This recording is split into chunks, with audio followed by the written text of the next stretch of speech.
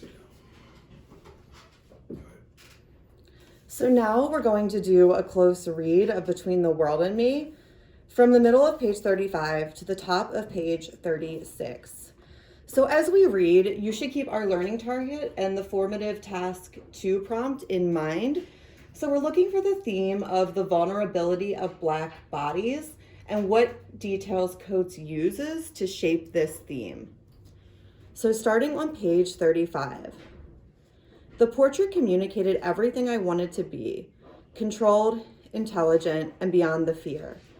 I would buy tapes of Malcolm's speeches, Message to the Grassroots, The Ballot or the Bullet, Down at Everyone's Place, a Black bookstore on North Avenue, and play them on my Walkman.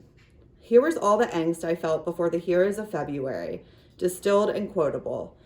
Don't give up your life, preserve your life, he would say. And if you got to give it up, make it even, Stephen. This was not boasting. It was a declaration of equality rooted not in better angels or intangible spirit, but the sanctity of the Black body. You preserved your life because your life, your body, was as good as anyone's, because your blood was as precious as jewels, and it should never be sold for magic, for spirituals inspired by the unknowable hereafter. You do not give your precious body to the billy clubs of Birmingham sheriffs, nor to the insidious gravity of the streets. Black is beautiful, which is to say that the Black body is beautiful, that Black hair must be guarded against the torture of processing and lie, that Black skin must be guarded against bleach, that our noses and mouths must be protected against modern surgery.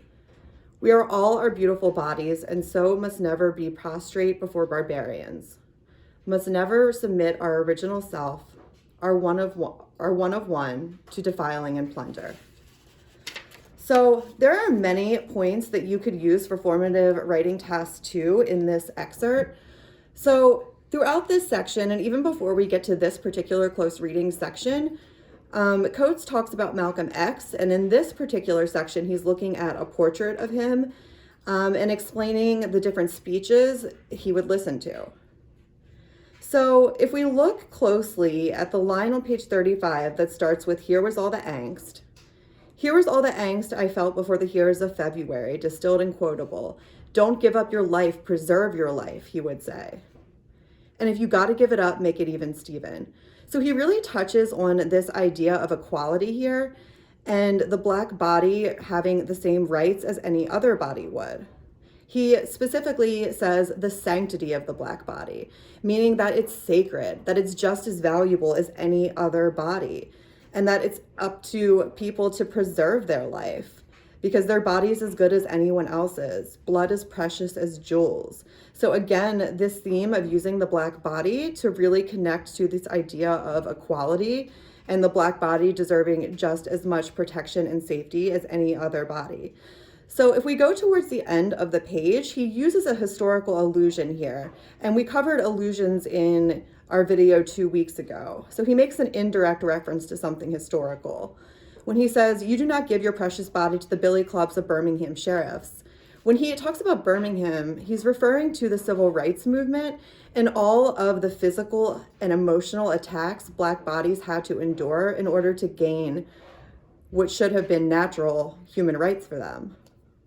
So he says, Black is beautiful at the bottom of the page, which is to say the Black body is beautiful. And then he describes physical attributes of Black people that he feels really need to be maintained. So he speaks out against, on the top of page 36, the torture of processing and lie, the Black skin that must be guarded against bleach, that our noses and mouths must be protected against modern surgery. So he's really alluding to this idea that we have even today, especially in the media, that there's a certain image of beauty. And he is really against that. He's saying that Black bodies are beautiful exactly the way they are in their natural state, and that we should not be trying to change them, especially just in order to look more white. And he alludes to this when he talks about the bleaching of skin. So he goes on to really, drive home this idea of equality when he says we are all our beautiful bodies, and so must never be prostrate before barbarians. So what does it mean to be prostrate?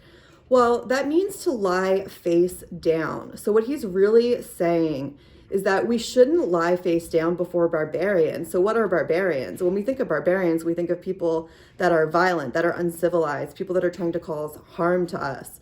So, we shouldn't just lay down and take that. When he says we, he's referring to Black people in general, that they should not just lay down and accept that. They must not let themselves be held down by their oppressors. And really, trying to be like your oppressor is, in a sense, being held down by them.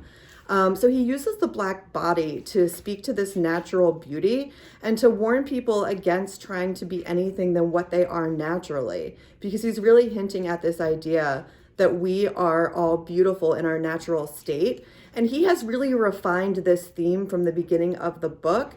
When he started talking about Black bodies in the first section of part 1, he was really talking about the violence really that has been used against them. And he's still talking about that here, but he takes it a step further. And instead of just talking about all the negativity that has been put onto Black bodies, he talks about the idea that we are all beautiful and that we are all equal in our own bodies.